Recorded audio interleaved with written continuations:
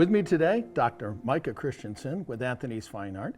This kind of reminds me of a monument that I've been to in Washington, D.C. It does look familiar, and the artist would be thrilled that you heard that. This is by Michael Hall. He's a contemporary sculptor, and he does monuments. He's done them all over the country and the world.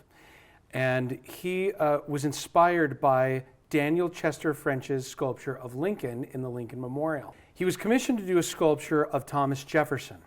And these are difficult times to do sculptures of some of the founding fathers, especially Thomas Jefferson, who had slaves and had a mistress who was a slave, who he had children with. When he was commissioned to do this sculpture, he had just done his own DNA testing.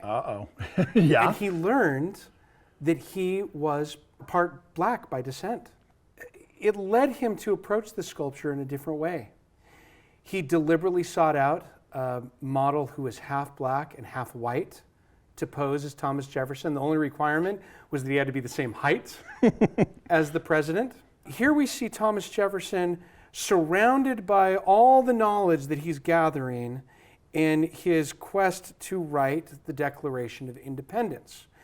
His feet are bare out of humility, and Michael wanted to add something to the sculpture to help people process the difficult figure that Thomas Jefferson is. So he went to Monticello, Jefferson's home, and borrowed Jefferson's Bible, which he put at the top. It's laid open above him for two reasons. One is the idea of divine inspiration, but the other is divine judgment. Thomas Jefferson was a critical figure in our history. He was a troubling figure in our history. And a sculpture like this helps us process that. Objects with stories are treasures remembered.